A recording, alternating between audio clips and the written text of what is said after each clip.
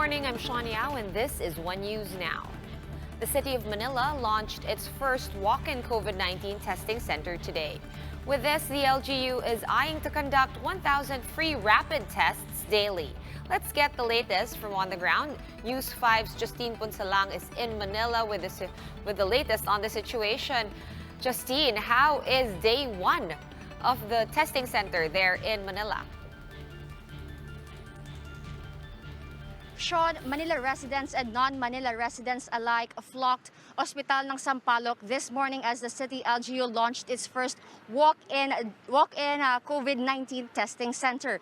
Their operation is simultaneous with the two other drive-through testing centers, which is located here at the Quirino Grandstand and the Cartilla ng Katipunan Monument.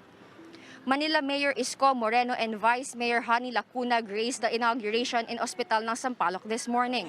Moreno says the LGU decided to have free testing centers in order to help people who need to get tested, especially those who are in need for a requirement as job or travel authority.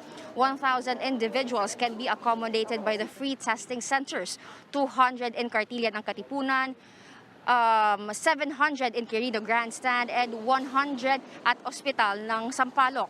But heads up, for those who are planning to get tested, better arrive at the testing centers early. In Cartilla, vehicles lined up as early as 5 in the morning, while in Quirino Grandstand, there were some motorcycle riders who said that they were there as early as 11 o'clock last night.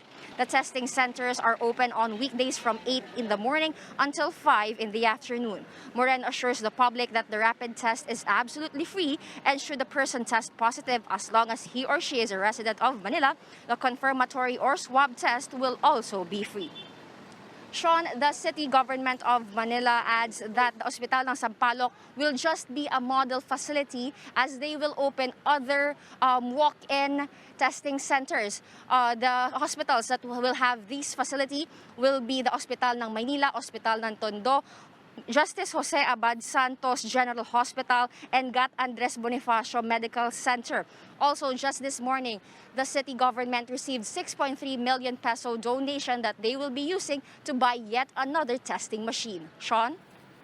All right, Justina, like you mentioned, is anyone allowed to go there, not just the ones who will need certifications that they did in fact take a test and of course tested negative? But for example, you're just a resident of Manila and you would just like to know because maybe you're not feeling so well, is it okay to go?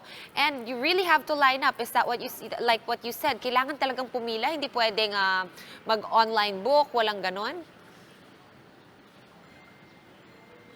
Yes, Shawn, anyone could come here at Quirino Grandstand or Cartilla ng Katipunan or the Ospital ng Sampaloc, whichever reason that they have. They could use the results for travel pass or for work, or even just to have a peace of mind whether or not they have the disease. Yes, you are right. Those who want to be tested need to line up.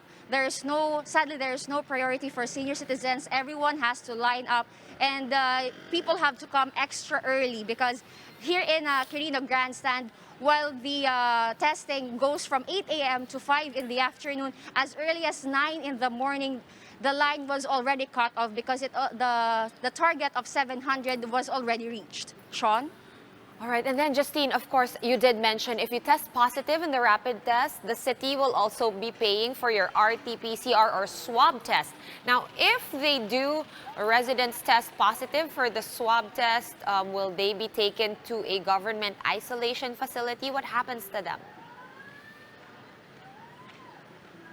Just to be clear, Shawn, the LG of Manila will be shouldering the PCR test of those who tested positive but are residents of Manila. Unfortunately, for those who are non-Manila residents, they have to refer it to their local government units, who will have to take care of their own residents. If the Manila residents, however, will test positive on the PCR test, they will be taken in quarantine facilities. Already there are 12 here in Manila, and they are planning to add one more so that they could accommodate COVID positive patients. Shawn? All right, thank you very much for those updates. Justine Punsalang joining us live this morning from Manila. Here are other stories we're keeping our eyes on. The Philippine-made COVID-19 test kits finally got the green light for commercial use. Recall that experts from the UP-NIH recalled the kits in May due to minor defects. Mayor Joy Belmonte returns to the Quezon City Hall after recovering from COVID-19. Mayor Joy tested negative yesterday after completing her 14-day quarantine. And the deadline for installing motorcycle barriers that will allow back riding is extended to Sunday, July 26. This is after the PNP reported that it has flagged down over 7,000 motorcycle riders for violating protocols on riding in tandem over the past couple of weeks. For more updates, follow News 5, the Philippine Star, and Business World online. Visit our website, onenews.ph, for more in-depth analysis. You can also catch One News on the Signal Play app. Register for a free account now at www.signalplay.com and stream One News live anytime, anywhere.